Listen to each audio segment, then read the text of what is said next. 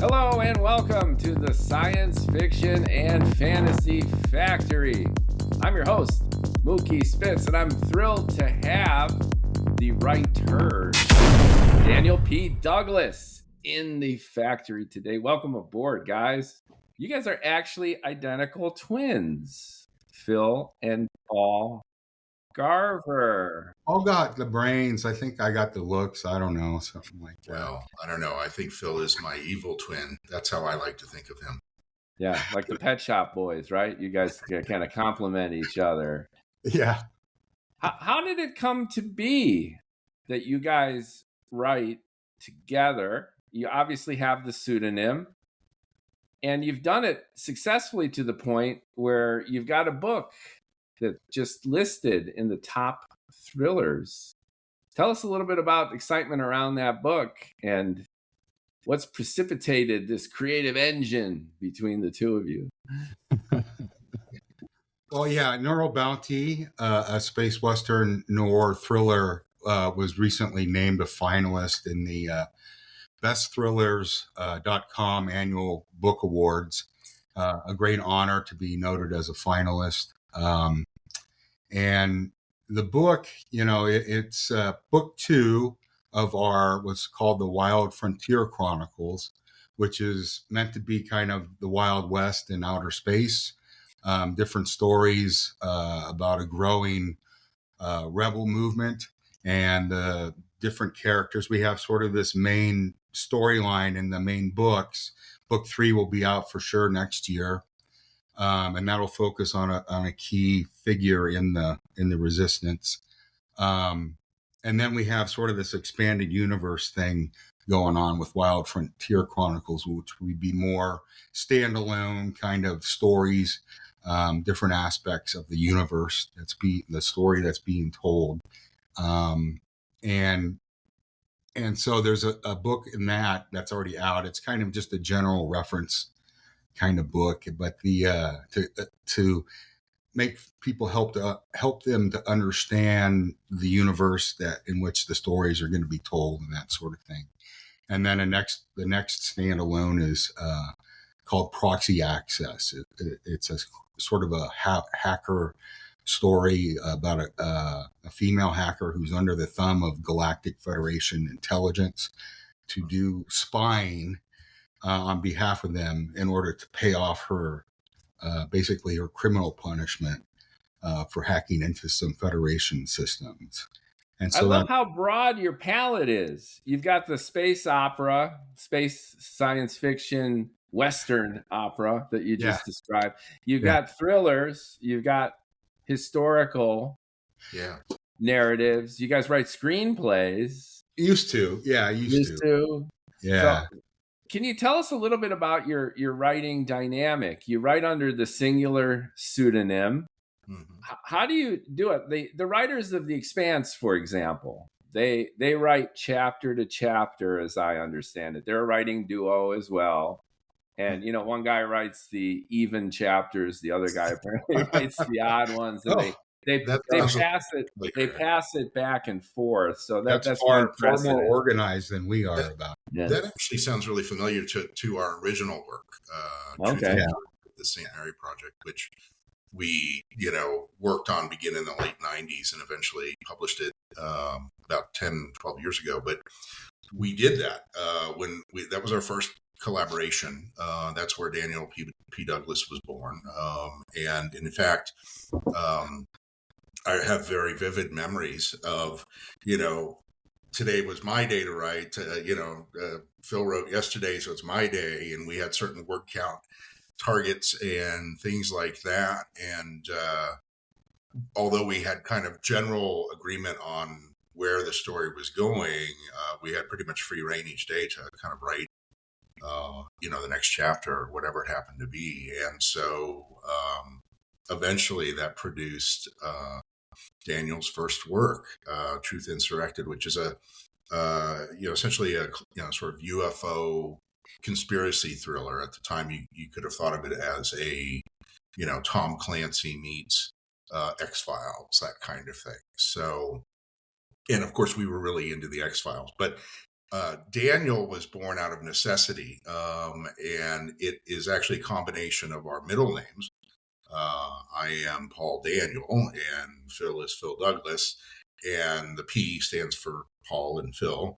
And so we needed it. Phil can explain why, but basically we came up with Daniel P. Douglas, and it has stuck. And we often refer to Dan, like when we're talking about what we're writing on or what we're writing. And nowadays, when we write, it's more distinct. Like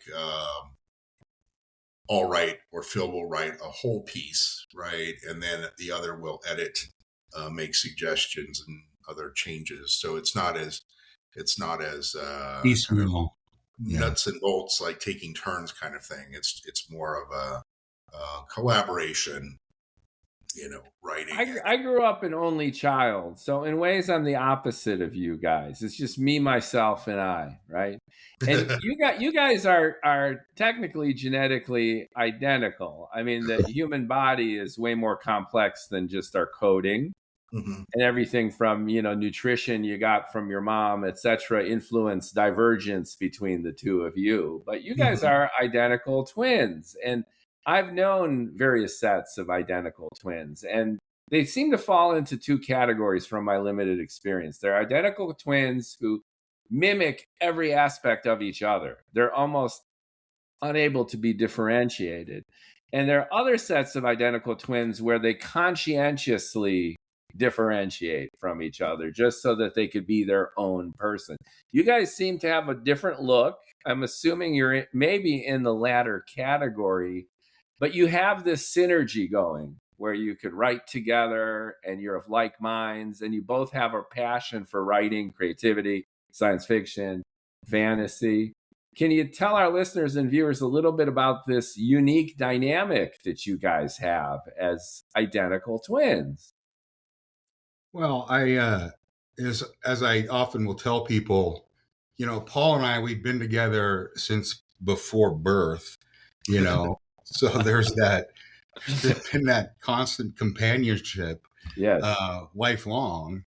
And then we, of course, grew up in the same household, watching the old Westerns, watching science fiction. I forget, there was a great Saturday afternoon matinee that always had something sci-fi related that we would watch, which, by the way, we grew up in Southern California, not too far from where you're currently at. Yeah, I'm in Orange County, California. Yeah. So we grew up in Diamond Bar, which is not okay. Yeah, I know exactly where that is. We're neighbors, or at least used to be. Yeah. 20 minutes down the freeway or whatever. Right. But in any case, so we had this this natural bond as twins, as well as being raised and enjoying and watching the entertainment that we both liked. And it just kind of rubbed off on us over time. And, I will joke too that, we can give each other a look and not necessarily have to finish what we're saying. The other will know what I'm referring to, that kind of thing, and vice versa.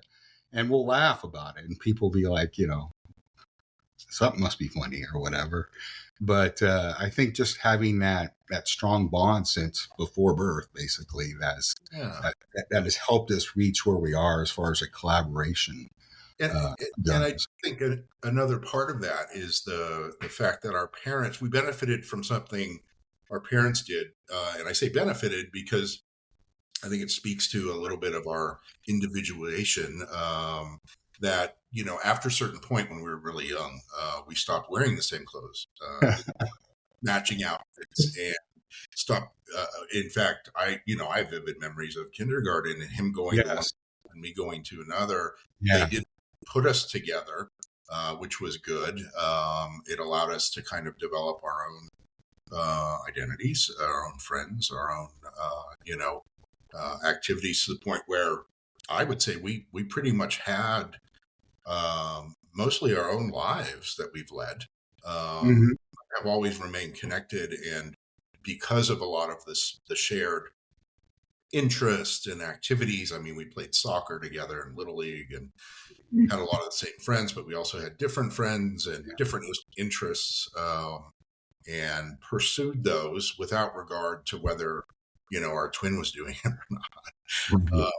And and I think that has led to some benefits, like in our writing. I think there are differences in what we bring to the keyboard, and that works well together in producing a product that satisfies both of us as people trying to give ourselves a voice and also speak to others who maybe have those interests as well, readers. How did you make the jump to being creators? I do writing as well, and that bridge between being a passive recipient of content, being a reader, being a fan of science fiction, and then making that bold leap into actually creating it, writing it, learning the craft, expanding, let's say, from a play or a screenplay into a full-blown novel. This is a journey, and it's hard.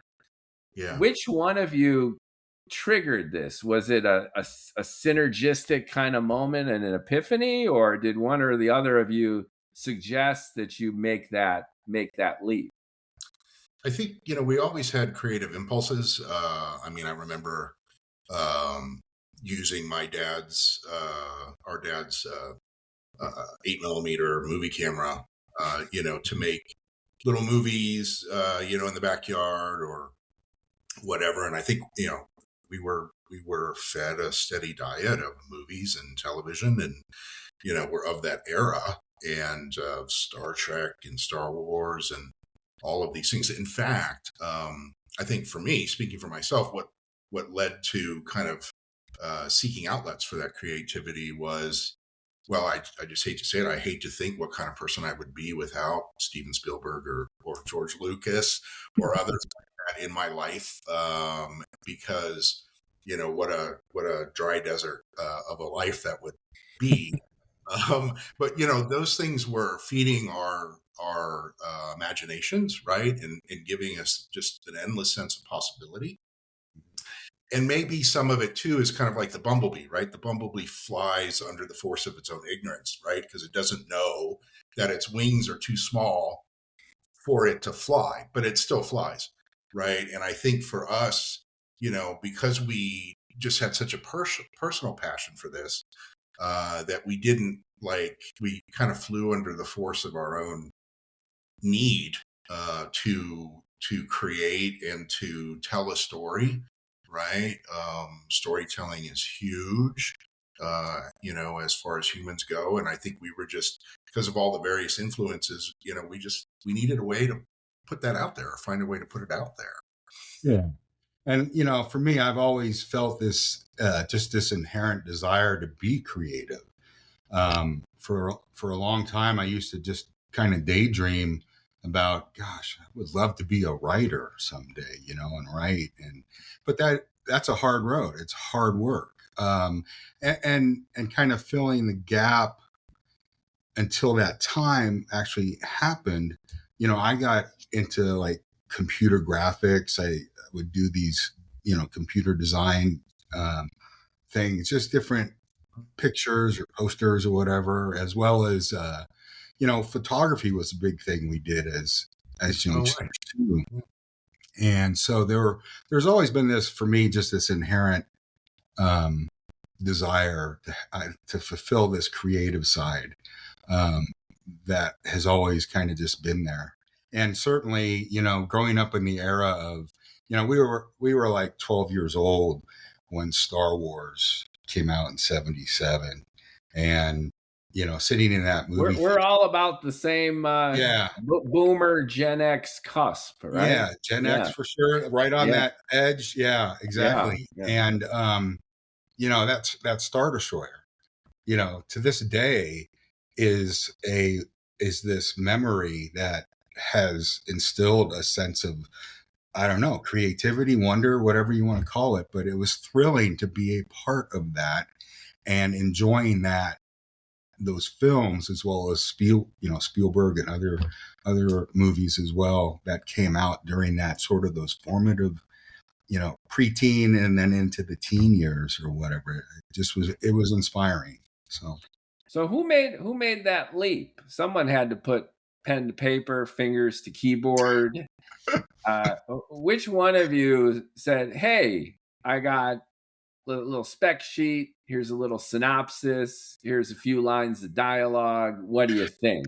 Where did it come from? What was it? Do you remember? My recollection is that Phil kind of instigated it. And then I just jumped in, which, actually is a pattern, a long pattern. And I think in our lives is that, Phil's influence on me, would be kind of after the fact. Like if he did it, I'll do it too. So, Yeah, Who came out first? You guys shared the womb together. Who came out first? I did. Yeah. Okay. All right. So Maybe Paul, that's it. He's like, I'm leading the charge, buddy. right. Yeah. I By got you by 7 about minutes. 12 seconds. I'm 12 Right. seconds ahead of you. Yeah. Yeah. Well, I had no choice. It was like Paul wanted all the room for himself, and so he kind of kicked me out. He kicked you out. Yeah. But he's the baby of the family and my baby brother. So yes, I was the natural leader, I suppose. But yeah, it kind of started in the mid '90s or so. Yeah. It Just was like a convergence. I think there were interests and just exciting things at that time with, a real widening of the pool of like stories and ideas and opportunities for stories because of, the internet and because of, expanding more than just 3 networks, right? We an era of a lot of these cable companies and like Discovery and all these things were happening, and I think that might have resonated with us at that time. That hey, there's storytelling opportunities out there, and there are important things that we need to talk about. So let's and I'm sure that others would want to have that conversation, or at least have the sense that someone's giving their ideas or concerns or thoughts on things voice. So, I mean, a specific spark was at the time, I think, just our passion for the UFO subject and watching X-Files and feeling like there's a bigger story here. And in fact, Truth Insurrected, our first novel, which we started to write in that era, was really a chance for us to write something that would speak to, fans of X-Files and Tom Clancy and that sort of thing, but also as a platform to kind of share all of this lore that we had learned about the UFO subject and weave it into this, story about, threat to our democracy and how important it is to kind of own the responsibility for making the truth happen and or come out. And of course, in different from a number of things in this story, the good guys win, right? The good guys win, and that's been something that people have commented on, readers have commented on with that book, is that they like the fact that there is this, ending that provides some sort of like catharsis around that subject. And it's amazing how much you move on from things like, I look back and I think that was very much a product of our joint interests at that time. And nowadays we're in completely different universes and time periods and stuff like that. And that's okay. Themes are maintained, though. From what I gather from your oeuvre, you have kind of regular folks who are in extreme circumstances and fight the good fight. Yeah. There's a sense of mystery and wonder. There's this unknown. They're trying to figure it out. So going all the way back to your UFO kind of launch. And there's also a sense of political right and wrong. So you guys definitely have a point of view that comes out of your writing. It's evident in your Substack posts as well. But as narrators, as storytellers, you orient your worlds around this sense of moral right and wrong. And you got the good guys and the bad guys that embody some of this sensibility. Yeah. So do I have it right, more or Yeah. less, in terms of the No, canon of your writing, how you approach your stories, and the sense of the underdog fighting the system? Within the Right. system, there are huge mysteries, and usually the powers are fairly plutocratic, authoritarian, and mm, trying to quench the little guy. Yeah. yeah, It's the yeah, eternal battle of, good versus evil, basically. Yeah. yeah. Brought out in many different time periods and locations, et cetera, and genres or whatever. So, Where do yeah. you think that comes from? I mean, you're Southern Californians, in that sense, but Hey, dude. I'm assuming you guys are both pretty much of the same mind and persuasion when it comes to that sense of moral absolutism, at least in terms of differentiating what right and wrong is, and your Mm-hmm. heroes being put into tough spots where they have it figured out, but they got to get themselves out of the mess. Mm. Mm-hmm. Yeah, no, it's fascinating to me because, I think about how, to me, uh, uh, who knows where my like sort of sense of right and wrong comes from. I mean, obviously it's an influence of, family and parents and society and government and all of these kinds of things, and yet that's no guarantee, right? I mean, you people who grew up in the same environment we did in Southern California don't necessarily share, right, our what you might call traditional sort of American democratic values and beliefs.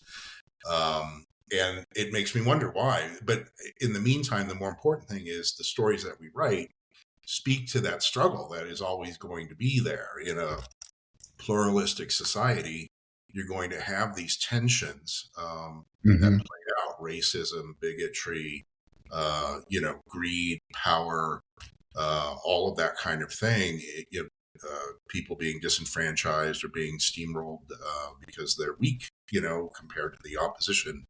And what does it take to overcome that, right? So, I mean, I think too, part of what influences that, sort of ordinary guy up against extraordinary circumstances to save the day, falls back again on a lot of the influences of our cinematic influences of our day. And science fiction is a genre. I mean, all the way back to Star Trek, right? To boldly go. You had the neutral zone. You had the Klingons. You had the Romulans. You had the transporters. The technology used to make food, so no animals were butchered. I mean, this holistic future of exploration and equality and humanism that was foundational to Yeah. Roddenberry's vision. Right. And that very much comes across. Yeah, and the odds were always against you. Yeah. Right. That kind of thing. But the acting in those circumstances, it's like, how do you act in those circumstances? Do you roll over, or do you stand up for yourself and do the right thing? Yeah. Take Chief Brody from Jaws, hated the water, right? But had to go in it in order to survive and live another day. Yeah.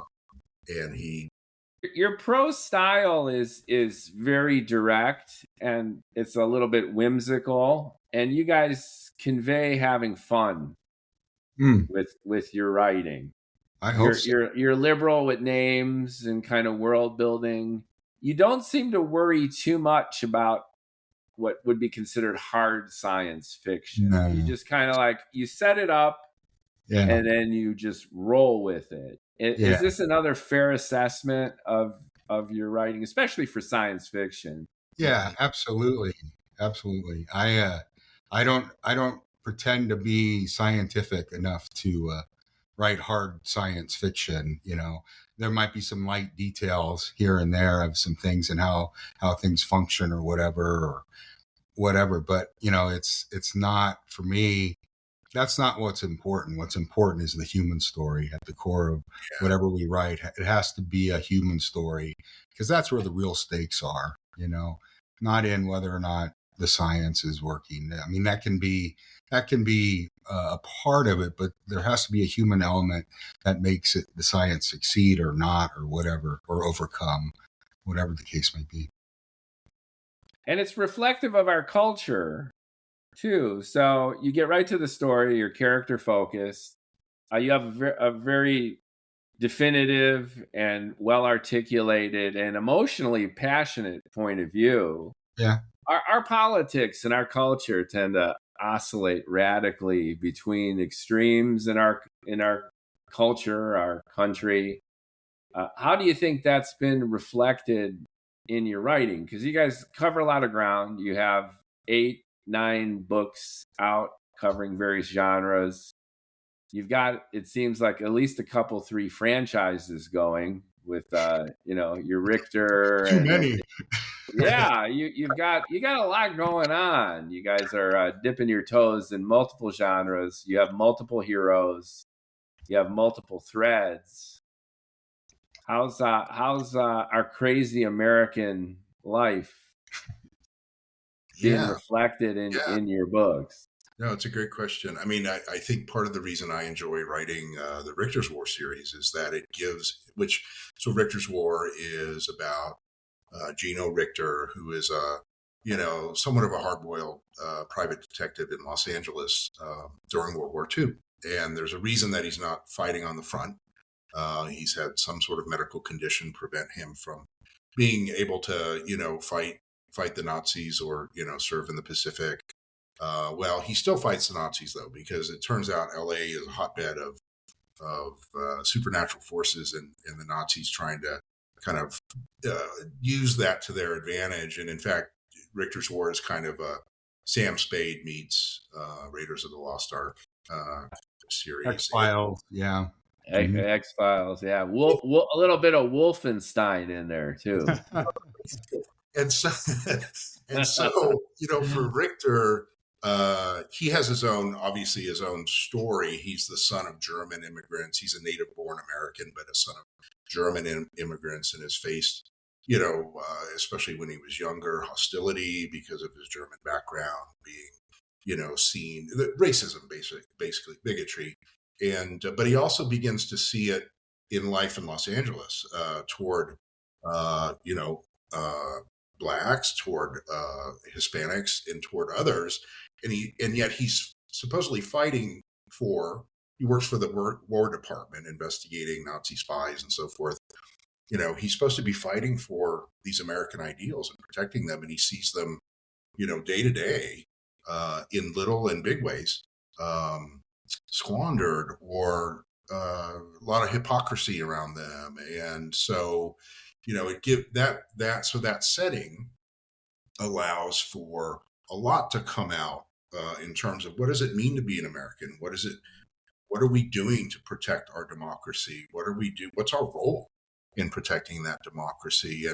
And also it gets into this conflict around, is the government really serving our interests? What interests are they really serving? Are they serving power and influence, or are they serving the average American?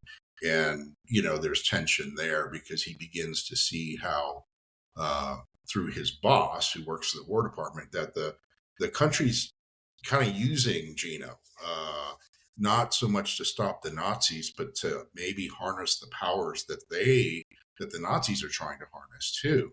Because as one of the characters says in Richter's War, Case of the Ghostly Seance, it's when this war is over, right? It's going to be about who has the power, and so it gets into issues of that government and democracy and how we treat ourselves or how we treat each other as Americans. And that series is a lot of fun to write. It's first person, so it's different. I think Phil has since done first person through Neural Bounty. Yeah, and I like to say that I write Richter's War, but I really channel Gino Richter when I'm doing it.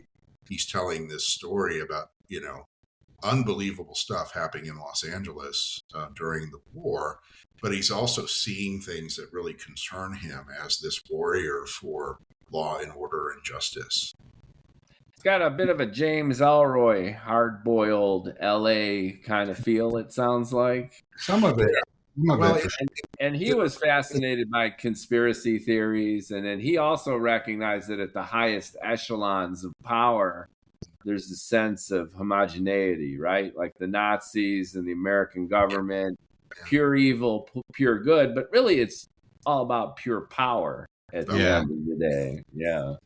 For I think what's fun too about that series is that because we are from LA, the LA area originally, it is kind of I go to great lengths to include landmarks of the time or buildings like the or and just in the Central Library at the time, and just other like these urban landmarks of that era, part of the mystique of Los Angeles and the glamour of Hollywood, and so it's kind of it's an homage to that, but it's also just a chance to make it really feel authentic.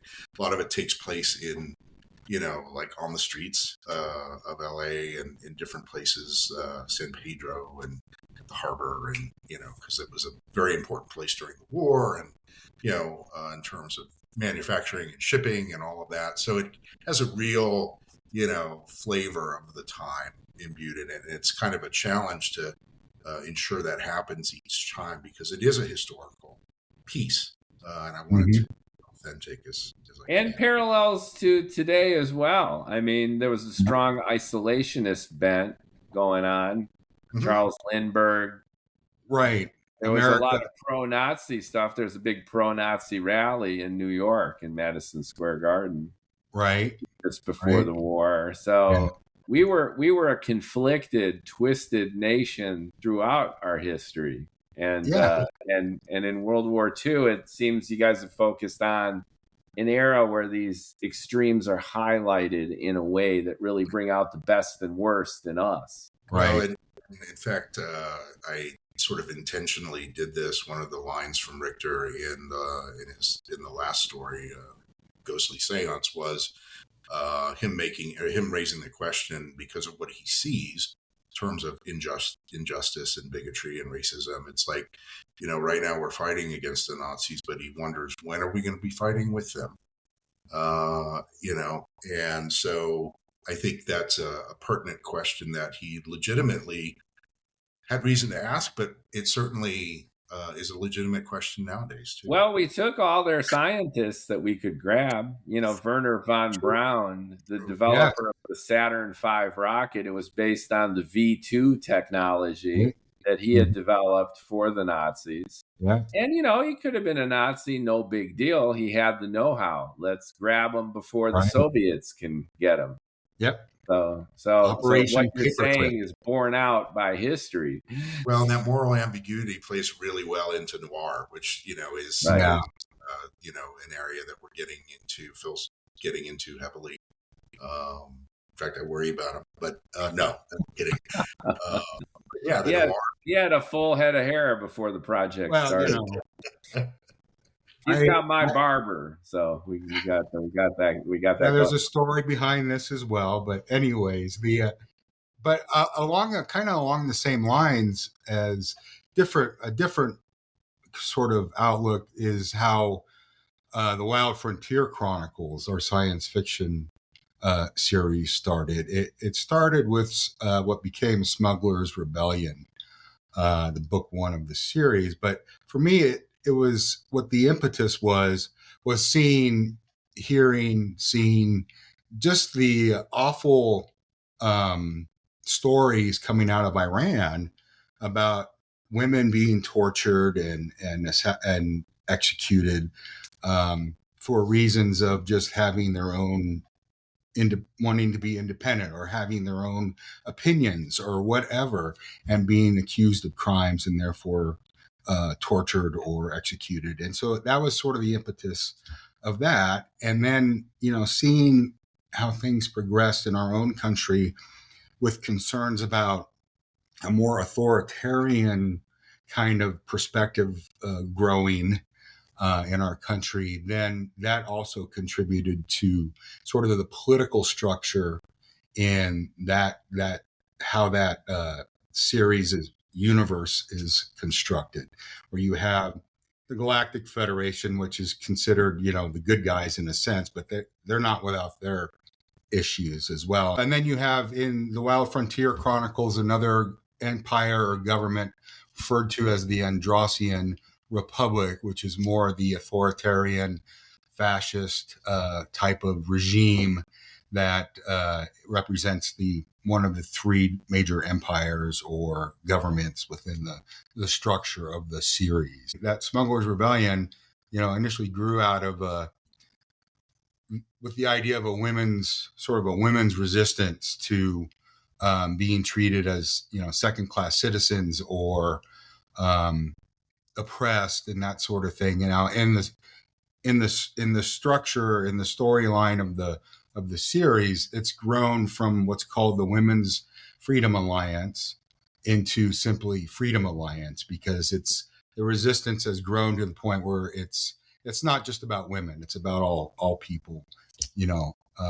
trying to fight against oppression and authoritarianism and that sort of thing. So it's an outlet for our maybe our frustrations about current events taking place not only in our country but elsewhere that are alarming to us.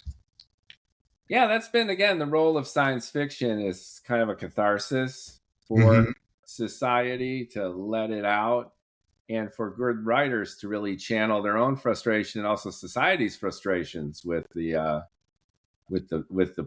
powers that be. How do you guys actually coordinate the writing? When we started the conversation, you guys were talking about taking a bit of an ad hoc approach to writing. Where are you located, Phil, as opposed to Paul? Well, I'm in Albuquerque, New Mexico. Okay. And Paul, he's in what's called Rio Rancho, which is just part of the greater Albuquerque area. Okay. So you guys live near each other. Yeah, we live near each other.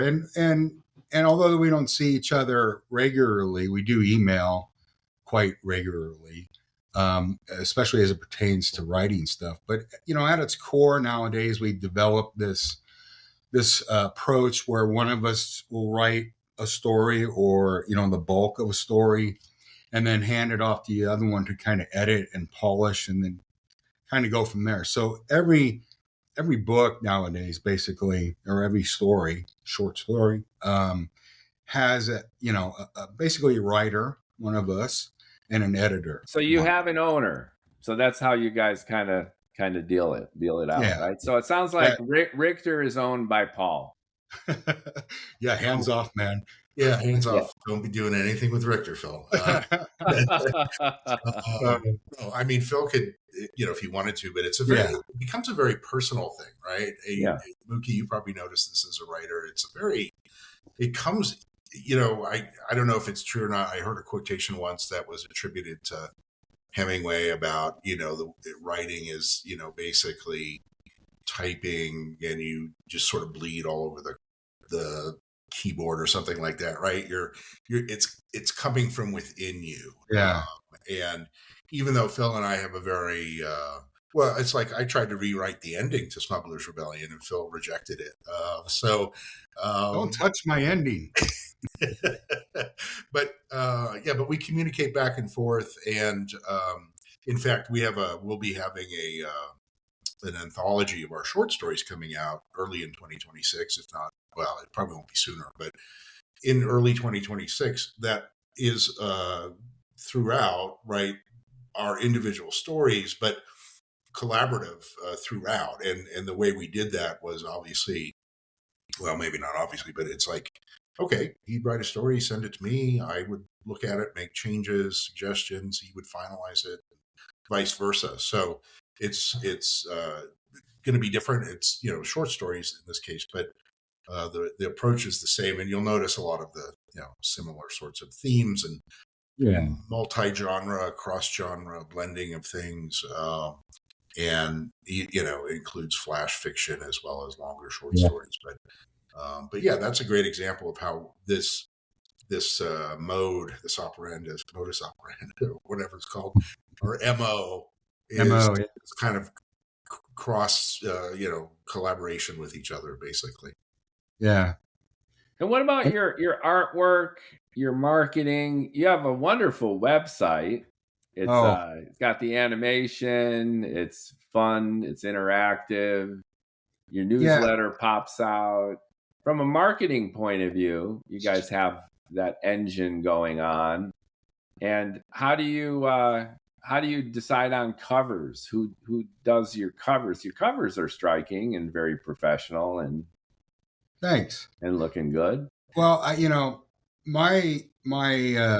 the covers for the Wild Frontier Chronicles books, um, it's kind of a hybrid process. I try, and I hope successfully. I do use AI for the base image. Like for me, it's like Canva or Flex Clip is very good in creating, you know, like a base image. I think Flex Clip might be a little bit better, um, only because you can use certain things like weapons in the description. You know, Canva doesn't like anything controversial like that, so it's got to be kind of milk toast or whatever. But anyways, so I'll try my best to create a cover image, and then I rely on a company, a design book cover design company called Miblart. I think I'm pronouncing it correctly. It's Miblart, Miblart, and they've been really helpful with doing the typography and that sort of thing. So it's So you kind of guys are DIY, do it yourself. You guys do your writing. It sounds like you put together the cover, at least in its inchoate format, you know, to inspire professionals to help you out. well, we're indie writers, so you know we're on a shoestring.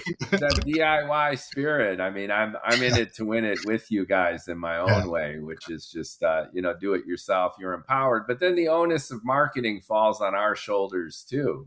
yeah. You know, And, you guys shared the indie marketing survey, oh yeah, which I was checking out too, and it's eye opening in terms of the opportunities, but also the onus that's really on indie writers to do all the heavy lifting ourselves. Everything from the newsletters, which seem to be pretty much table stakes, yeah. and the advertising, how to break through. There's just so many titles and it's so crowded. How do you get noticed? How do you sell books in this crazy environment right now?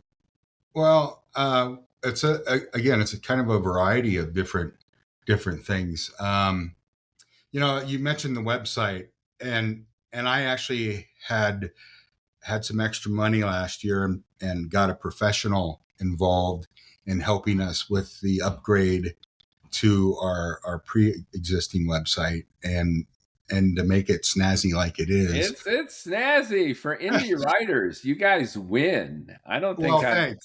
I don't Thanks. think I've seen indie writers with that kind of zippy animated covers that Oh, I fly know, in and right? out, and then you got the scrolling bar. It's badass, guys. But It's then, great. but then shortly thereafter, I really kind of discovered Substack. I'd heard about it, but and so you know, Substack has progressed for us as far as a platform that essentially is going to be our website along with our newsletter capability, along with our social media capability. And so, as nice as the website is, its timing was a bit off, and we'll probably let it just expire as far as like the renewals and that sort of thing, and focus primarily on just building the Substack. You know, uh, we have podcasts, we have articles, we send out newsletters via Substack. So it really fills that need for a platform. Yeah, and that's where we connected. I'm on Yes, on Substack Substack, too. Yeah, exactly. And and I've what you're saying is just reinforced over and over. The whole idea of a personal website, a brand website, a book Mhm. website, even a franchise website. Yeah, Who goes to a website right now, especially right. with the bots scooping up all this information? So you either have a social media platform which is dynamic and engaging, which is your Mhm. launch point and engagement point, or you've got a stream of content on social Yeah, media, and Substack combines those two e- together.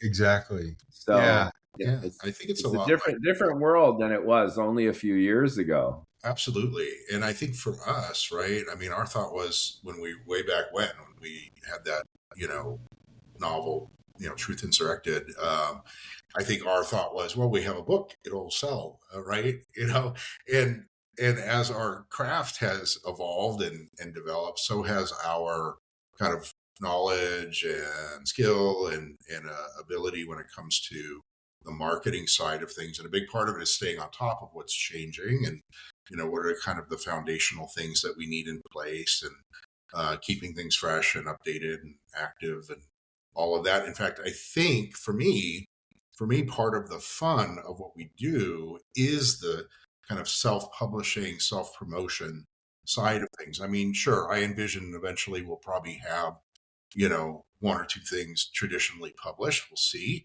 But to me, I don't want to ever lose that hands-on experience of the writing and the promoting and marketing. I mean, it's an exciting thing. It's kind of a problem to solve, and then when you see the results, it's like, wow, that worked. That worked really well. Let's try that again, or remember that, or oh wow, that didn't get us anything. Let's Do you not. guys share the marketing responsibilities too, or is it more of a Paul thing than a Phil thing? No, right now it's more of a Phil thing. I was doing a lot.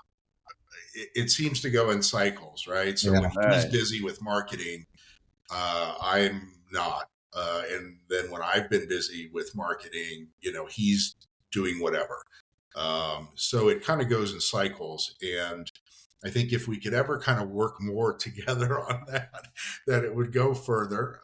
But that seems to be the case. And, a lot of it has to do, like with Phil mentioned earlier, about he's retired now.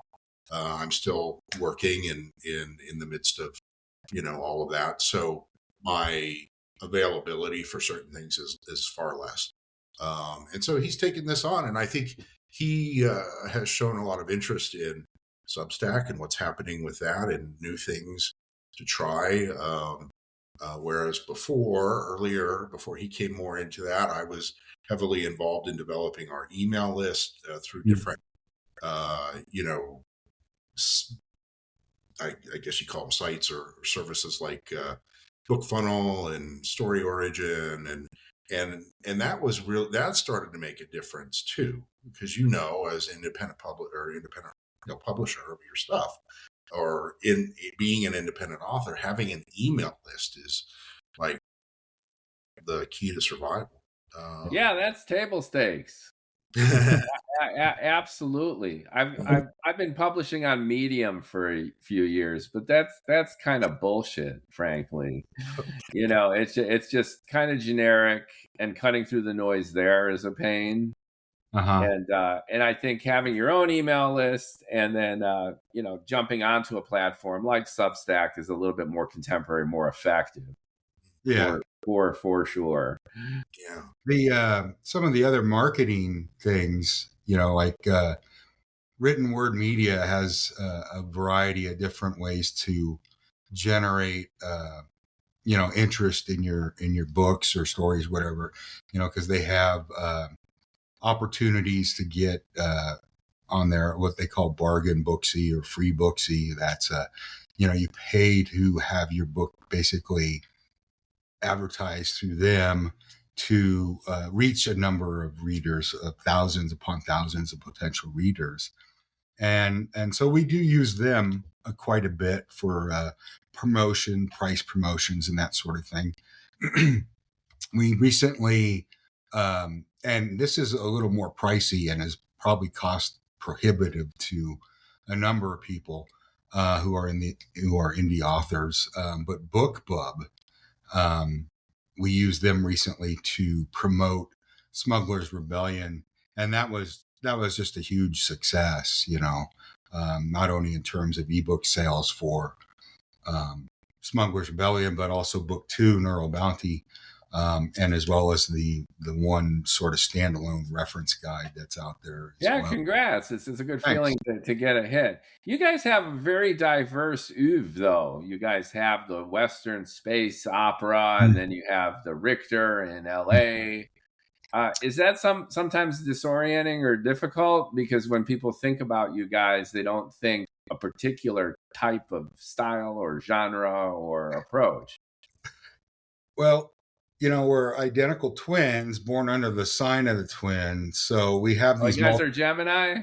Yeah. So I'm Gemini too. We probably shouldn't say our exact birthday because we'll get fished offline. But yeah. But I'm also a Gemini, right? That's funny. Yeah. So we have these multiple personalities that are all over the place when it comes to writing. There's actually 6 of us on this podcast. Yeah, 6 of us. But but I think it gets back to what we grew up on. The black and white movies, the detective films, the sci-fi series and movies. I think that just our interest in writing in those genres comes from what we were basically weaned on, as youngsters. So. Yeah, and the readers now go for individual books, just like they listen to individual podcasts. So I've got listeners and viewers who are my fans, but I get a majority of my listeners and viewers from folks who are just interested in particular topics or see particular things. So you got a lot of people searching. You got the feeds feeding based on algorithms, based on keywords and content. Yeah. And chances are most folks who'll be watching us, hey there, or listening, have stumbled upon us in a sense based on just the raw content of this conversation. I'm assuming same rules must apply to your books too. So if they're into your thriller, right, that's a different kind of crowd than might be into your. I'm sure you got your own fans who like all your stuff, but it's media fragmentation right now. You place an ad, you make a connection point, and people will buy on impulse, and it's not so much your franchise, it's the individual piece of content itself. Yeah, and I think it's funny too because we don't do it so much anymore. But I used to joke about, now is this in Dan's brand? Are we in brand here? And the thing is, what our brand transcends genre. Or if you could think, if you think we have a brand, right, it probably transcends that. But we're, again, I think we can easily, because of, let's face it, I mean, marketing and the market is changing, it's evolving, giving readers more credit than they've been given in the past for having multiple interests or being open to reading certain things, not locking them into a particular genre. Because I know as a reader myself, I'm not necessarily reading sci-fi all the time. I'm other things. And I think part of it is that hopefully we have some folks who've developed a sense of whatever we're putting out is going to be this particular kind of story that's going to be really affirming in certain ways that are meaningful to them as readers. They want to hear this kind of story rather than the setting or the time period or genre. So. Yeah, and again, you guys have a distinctive style of prose, and you don't go overboard in terms of the world building and the hard science, and you're very character focused. So that seems to be ubiquitous, regardless of whether you're writing the Western space opera or the LA during the war kind of saga. So you have a style and a feel to you, which is cool. Yeah. Thank you. Yeah. It's, I think too, for me, this my own background as a writer was honed or included, I should say, what some really important influences. So, for example, I was on the newspaper staff of my middle school and my high school, and happened to do a lot of writing through the work that I did, and trying to. Prior to, well, my main career was in the museum field, and so I wrote a lot of exhibition script and things, trying to make stuff relevant to people and meaningful to people, but also not verbose, and not like excessive. And I always try to think, how would Hemingway say this? In very few. Get to it. Yeah. It's not about the words, right? It's really, well, it can be, but the idea is economy, right? Because you want to always find that balance between what you're saying and what's going on in the reader's imagination, and not trying to, force your particular ideas on them or whatever. You want them to also enjoy the ride and use their imagination. But yeah, so there have been definite influences on my writing, and I tend toward economy, and just also, I've always felt like writing is like a symphony where you have some staccato stuff happening, and then you have longer, drawn out sorts of phrases, and that the rhythm of all of that, the melody, is, am I feeling that as I'm writing too? Now, that's not usually where I am when I'm drafting something, but it gets there. It gets to that point. What's your attitude around AI? Because you guys started writing in the 90s, and as of November 2022, we had ChatGPT turn everything upside down. And now, as creative writers, people are always wondering about us. Well, yeah. Like, am I reading Daniel, or am I reading Daniel GPT? Right, and that's a challenge, both in terms of the readership, and then there are also opportunities in terms of the writing. So for LA in World War II, there's a lot of research that you need to do, and you could Google it, or maybe you could have a bot help you out. What's your general attitude toward AI? Well, the attitude I know that we've always had, and continue to have, is Daniel's a way better writer than AI. And, so we're, Daniel's a really good writer now, always improving, and is way better than Chatty G or, Claude or whatever. I think there's and the other thing with AI, and I know I take this point of view because I use it in my work, is that, you have to be good at what you do, knowledgeable about what you do, in order to use AI effectively. Otherwise, you're going to get hoodwinked. You're not going to know what's good or bad or anything like that. I think, Phil and I have an willing kind of openness to AI to see how it can take our voice and maybe add some ideas or descriptions or things like that. But I would never take anything that I didn't feel, coming from AI wasn't like authentic Daniel. So, I mean, I think it's a collaboration, as always. It's the healthiest approach, not to, but I notice too, when I'm writing, that there's a highly personal thing going on there. And I just don't get that from AI. I get some help, right? If I'm having trouble with something, I'll ask it for some advice or whatever, or to give me some ideas. But as far as the writing goes, I mean, you get Daniel, Yeah, I think, I think it really helps. And my LLM, large language model of choice, is actually Claude, for helping me do things like brainstorm and outline. I was going through serious blocks. Like, I would just sit there and like stare at the computer screen and just be lost in this lack of production, and feeling like, this is, what am I doing? This is not going anywhere. And it didn't used to be that way. Earlier, it would just kind of flow. That creative flow would come out, and it was always a very subconscious thing that gosh, I didn't know why I wrote that in the first place, but it makes sense now as we approach the end of the book or something. But in any case, it has helped. I didn't know anything about AI, let's say back a couple of years ago, 2024, early 2024. And I kept hearing about how writers are using it to help write. And I stumbled across a gentleman by the name of Jason Hamilton, who goes by the Nerdy Novelist. And he had similar issues with the blocks and that sort of thing. And so his story, his personal story, resonated with me. And so I started watching his videos, which he's got all kinds of videos on AI and how it can help the creative process.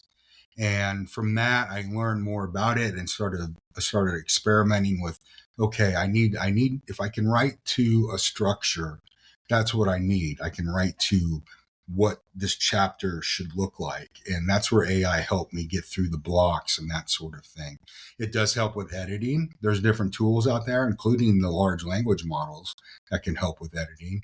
I use Pro Writing Aid, which is a AI based editing tool. It's mostly good for like proofreading and grammar and that sort of thing.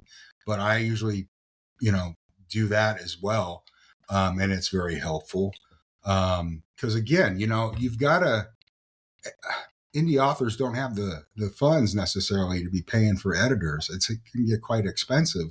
Yeah, I just find it a very useful tool, and primarily my focus has been on research. Yeah, and So it's absolutely wonderful for it's research. great stuff. Yeah. I've got some hard science fiction in my novel just got bumped from Amazon's hard science fiction. Either someone complained or the algorithm or bot cruised through and they're like, Probably that. This is more like Hunter S. Thompson than Neil Stevenson. What are you doing? Fazuli? Is this Johnny Fazuli? This is Johnny Fazuli. Yeah. And so Johnny Fazuli got bumped from hard science fiction. How dare they? That said, if you bother to read it, or at least if you're a bot, scan it past page 60. It's on my list for reading 2026.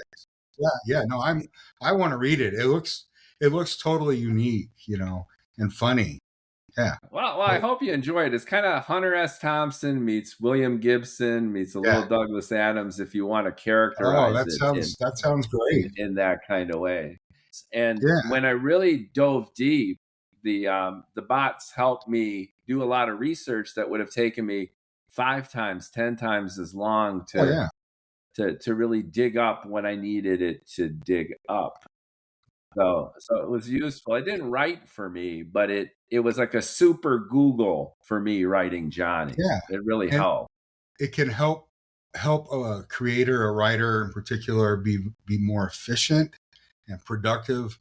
I don't think you lose your humanity to this thing, because it's, you're not just pressing a button if you are using it. And if you are, I'm sorry, but that's not going to be very good, writing or whatever. It's a collaborative process, as Paul mentioned. And I think for me, and then probably for Paul as well, we've been collaborating for a long time. So this natural sort of transition to incorporating another collaborator, such as AI in our it's a symbiosis, really. Yeah. And it really has a useful tool, yeah. But I have to say too, I mean, I've probably I'm like Phil, I didn't really know much about AI until a couple of years ago. I started using it through work, and then like dabbling in, in conjunction with writing. But it's kind of like, my experience has been, I reject about 95% what AI produces for me, just in, and maybe I'll take some of it, but again, I'm looking at it from, is this authentic? Is this how I would do it? This is Daniel, and that kind of thing. But no, it's very helpful. Like Phil was saying, structure, certainly in terms of research, and just analytical stuff too. Like sometimes I'll need to have Claude or whoever look at what I've been writing and make suggestions or note flaws or like raise questions, things that with my advanced age, I'm not so sharp anymore, and I need help with that. But it's a useful tool. It's not, it's not well. I mean, I suppose people are using it to write and churn out things. I mean,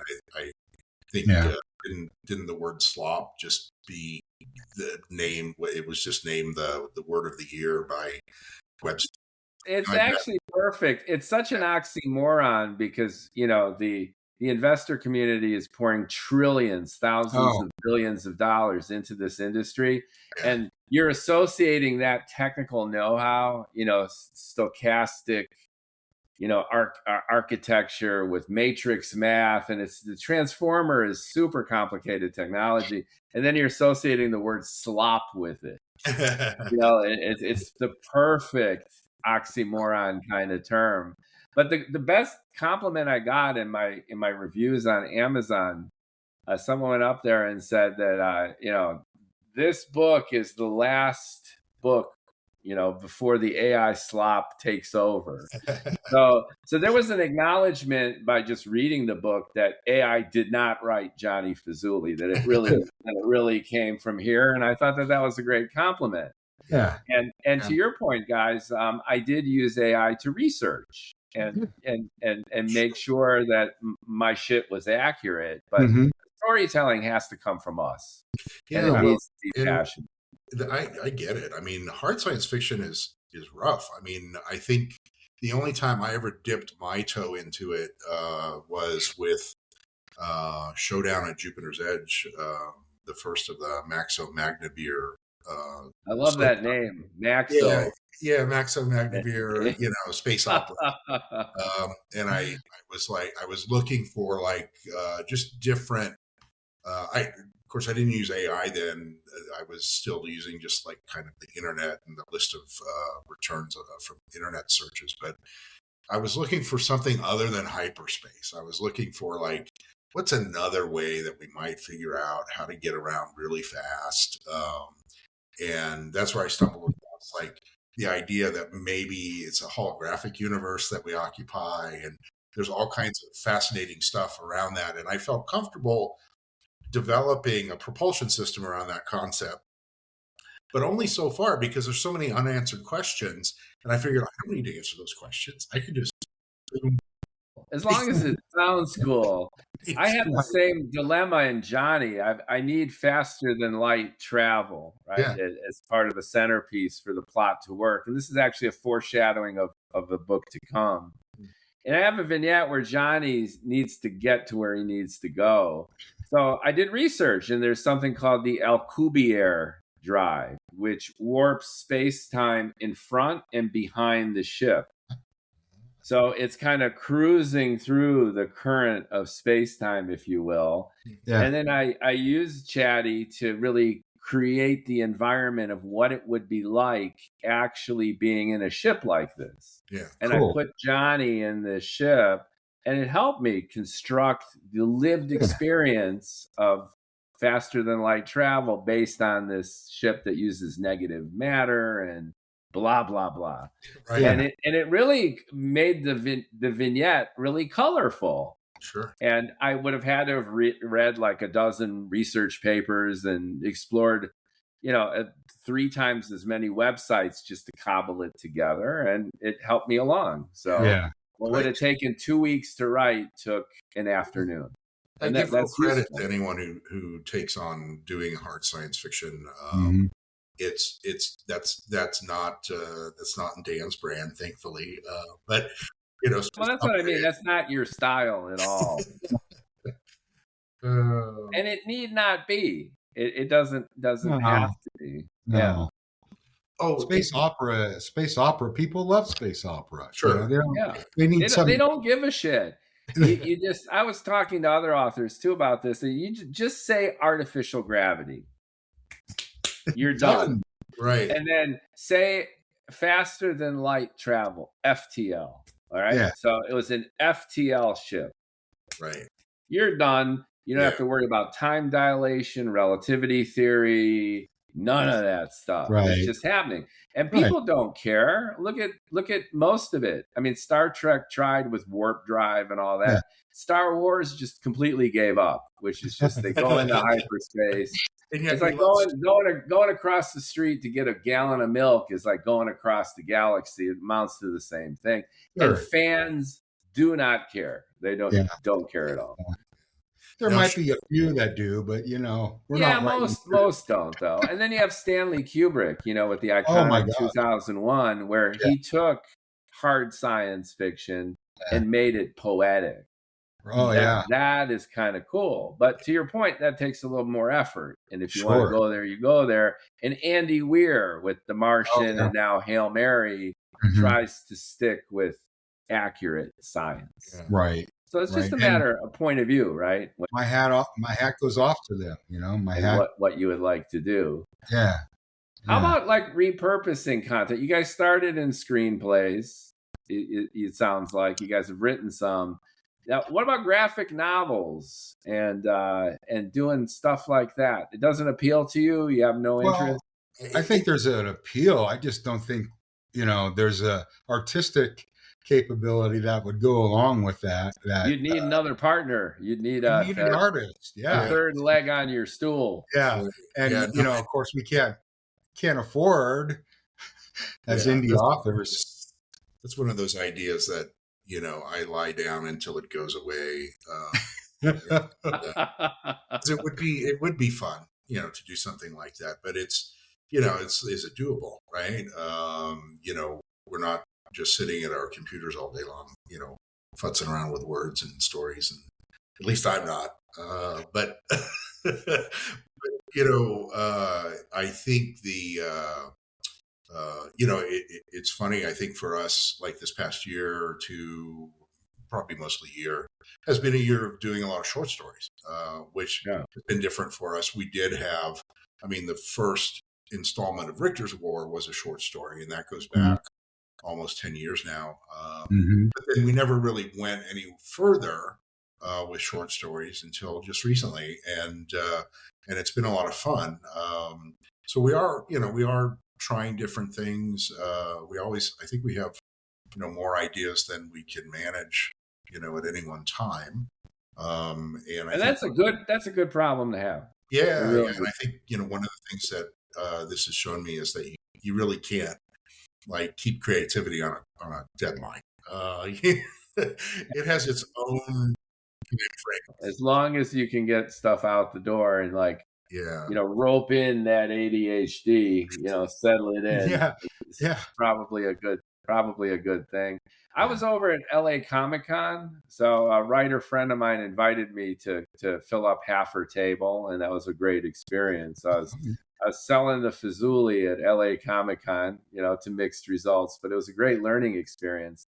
Yeah. Then I walked the row, Artists Row, where they retooled the parking lot basement of the LA Convention Center, and there were row after row of artists, graphic artists, and they had just set up shop, and a lot of them were doodling and drawing, and they had all their stuff out.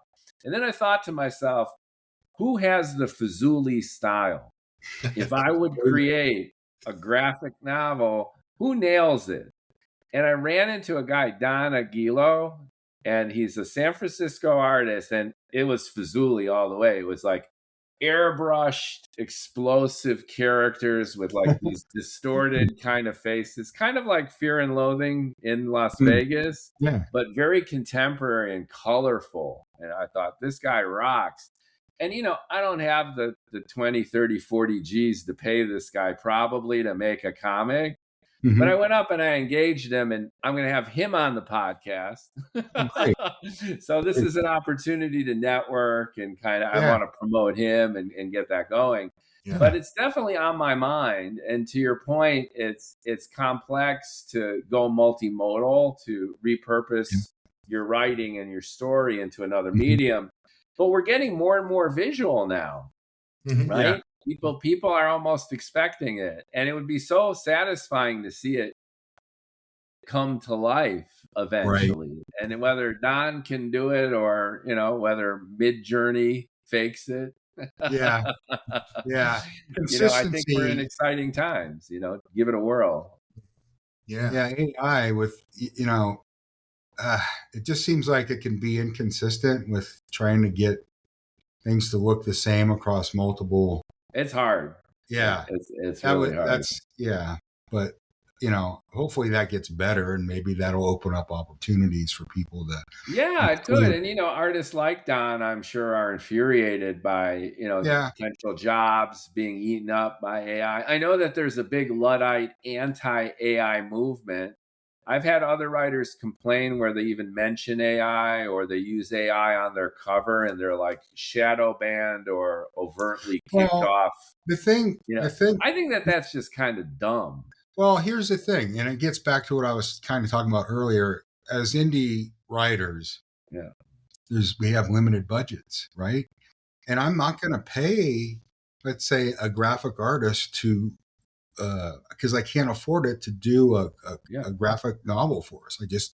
So they're not losing my business, and perhaps if I can use AI in some way to make up for that, then nobody's losing out, and AI can broaden the creative opportunities of independent authors to achieve more in their creativity, simply because they're not taking work away from 9 times out of 10 they're not taking work away from anybody else because they can't afford it. The people steering horse buggies got pissed with the Model Right? T. But Yeah. we made some progress, and there was a reallocation of jobs and opportunity Yeah. with the automotive industry. I tend to think the same thing with AI. These doomsayers that it's the end of creativity and it's the end of the world. I think maybe eventually, but not yet, not now. And to your point, take it up in terms of a useful tool, right? Give it your best shot Right. and give it a whirl. So what's in your pipeline, guys?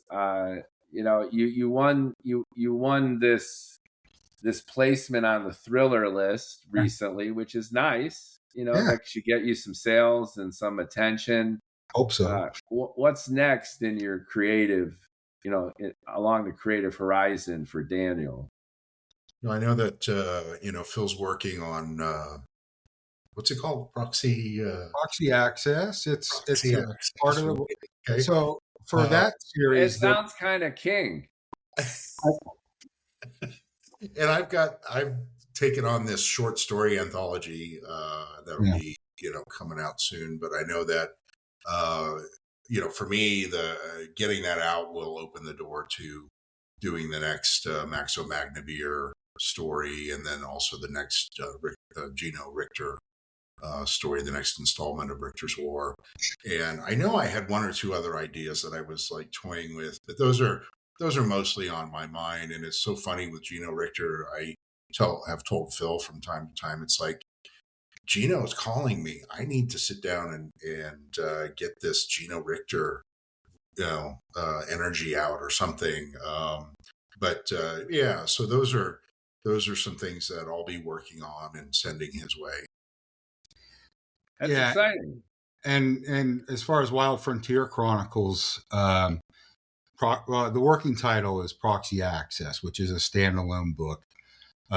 It'll probably be more of a novella length story. That'll be coming out probably early 2026. And then book 3 of the series of the main storyline will also be out maybe late summer, early fall time frame. At least that's the goal for the main storyline. And that'll be that's going to have a lot. I'm hopefully there's been a lot or aspects of sort of political intrigue in some of these first couple books, elements of that. But there'll be a lot of political intrigue in book 3. And having a background in intelligence work, there's always that in the back of my mind, trying to bring out some sort of intelligence component and intelligence operations. And that will definitely be a component in book 3, which will focus on another female character. Book 2, I focused on Cassidy Reyes, who's a bounty hunter. and I wrote it first person, which I had never fully done on a book level before. And now I can honestly say I'm a cross dresser as far as, writing. Yeah. And so anyway, so book 3 will also focus. Paul already did it with first person for Richter, right? Yeah. So he's cutting the swath. Now you do a little gender switcheroo. Right. That'd be kind of fun. Double whammy. Great. Do you guys ever fight? You guys seem so symbiotic, and you guys grew up together. You write together.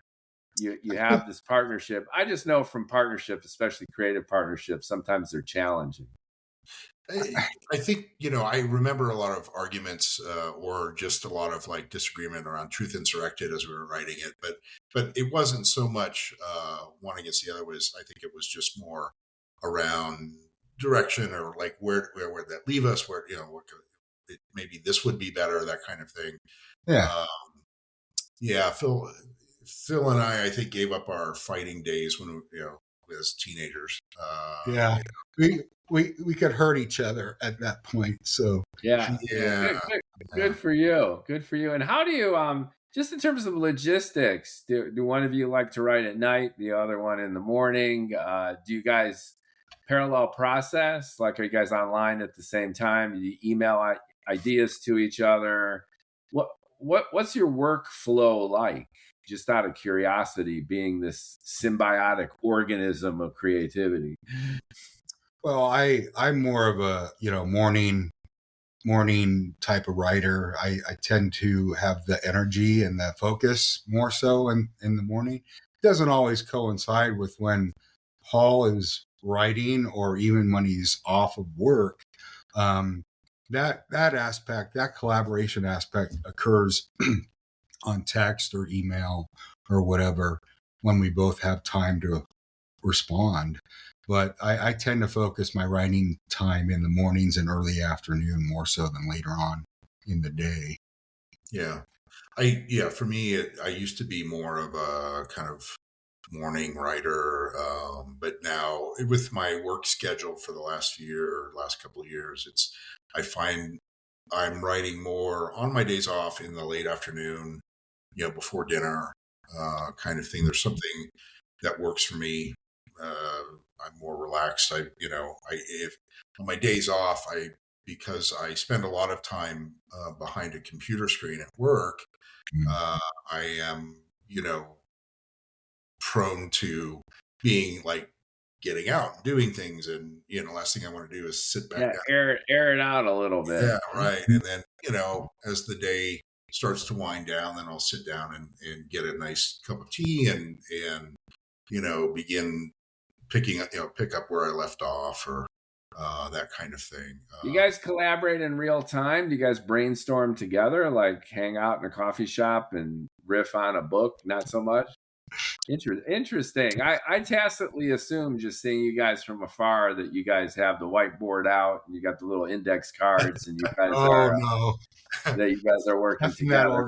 It's more informal and it's more ad hoc than Phil's busy with his wife and kids and chickens and whatever else he's got going on, and I've got my work that I do and my own chores and errands and things like that. It would be real. I don't think we have the discipline to coordinate any or like drive to. It's like, why break what's if it ain't broke, don't fix something, right? That you don't need to. So that's exciting. It's pretty cool. You mentioned, so we'll be sure and put in the description links to your website, and with the mailing list, get folks on your mailing list and get excited about stuff coming in the pipeline. Great. This is very exciting, and can have you guys back in 6 months or a year with the new publication, or do a book launch. Would be really, really fun. Oh, sure. And again, it's inspirational to me personally, you guys, and your story. Thanks. Just seeing two souls unified with a singular purpose like that, and that you guys get along so well and that you have so much fun with it is is great to see. And I think you guys can maybe spin it even into your marketing, because you have such a unique approach to write. I don't know too many identical twins who are writing under a single pseudonym and cranking stuff out, especially such a diverse lineup of different genres and different kinds of books. There's maybe an opportunity to play that up some more, because, when we first started, the reason we had to have the pseudonym was Phil was involved in government work and didn't want his name out there, instead of it being that's common. Daniel P. Douglas. So. LinkedIn profile, you don't put your pet project up there.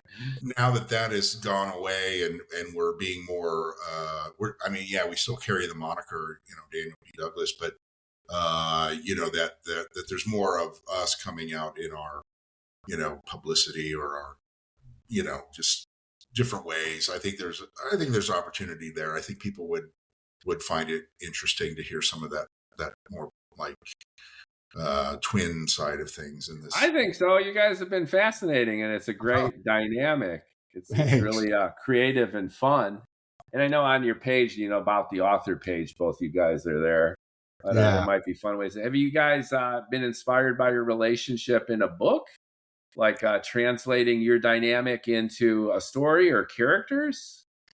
I don't think so. I haven't seen anything in your pantheon of publication that smack of being a reflection of your dynamic or two twins or anything like that. No, I think because I think in a way we're kind of oblivious to. We're fish in water, right? Yeah, we're so used to being who we are and being twins that we don't even really think about it. But we notice differences around us, and that I think that's where we get a lot of stuff. But I used to laugh. I used to laugh when years ago when we were both living in Southern California and living together, go to the grocery store together, and we're in line at the checkout, and we're standing next to each other, and the checker says, "Are you two brothers?" I don't know who this guy is, honestly. Was the response, We're just not a T-shirt. It's not me with the arrow, right? We're just not aware of it, I guess, is what, but you do give me an idea, because, this series, this Wild Frontier Chronicles, is kind of is going to tear people apart, much like, let's say, the Civil War did, with brother fighting brother and that sort of thing. And certainly in Proxy Access, there is a relationship that the main character has with a family member, not like a cousin, she's going to have to exploit in order to succeed in her mission. And so there's a lot of controversy within her, conflict within her about basically screwing over her cousin in order to get what she needs to fulfill her mission. And so that'll come out in that particular book. But I could see where other family relationships, like brother and brother or whatever, or siblings of some kind or another, have a place in a story somewhere, part of a story somewhere. Yeah, that could be interesting. Yeah. What immediately comes to mind is Avatar, the first one. That opens with the implicit understanding that the protagonist's twin has died. He had the know-how. He was the scientist, and his identical twin with the same DNA, who's a grunt. He's just a Marine. Right. Goes on planet, is shipped off to Pandora because he's able to get into the into the avatar of there's potential, that's the local. So that uses the trope of the twin, right? Yeah. The swapping of the twin with opposite characteristics as a driver for the plot. You never meet the twin; you just see him cremated. and I think actually Cameron, I think, had shot some twin footage as backstory, and it never made it. But But Well, that's central to Avatar, actually. I think maybe we've gone the other direction. Like instead of like playing off of it, Richter's a only child, Maxo Magnavir's only child, and it's kind of you guys go the other way. You guys bring in the Mookie. Yeah. You guys have Mookies and not Daniels. and so for me, maybe it's just like I'm interested in exploring something else, right? Yeah. You know. Yeah. You guys are twinned out. You don't want to just keep twinning on the page, right? We have older brothers. Like, I got a genetically identical person I share the planet with. So what? Right? Yeah. It's everything is so relative, right? Yeah, exactly. So thanks for joining us. Well, thanks for having us, man. Yeah. Appreciate Phil it. and Paul, Daniel P. Douglas. Follow them on Substack too. You guys have a vibrant conversation going on. Again, we'll post the links in the description for them to join your mailing list, check you guys out. And personally, I just want to thank you for being you and doing what you're doing. I think it's absolutely wonderful that you guys have this creative outlet, that you've embraced the indie do-it-yourself lifestyle, and just pumping out great content and inspiring others to do the same and to build up your readership. It's just terrific stuff. Thank you. Thank you very much. Thanks so much. And for those listening and watching, like, comment, and share. We'll be on YouTube and wherever podcasts are streamed. Thanks, guys. Appreciate it. Thank you.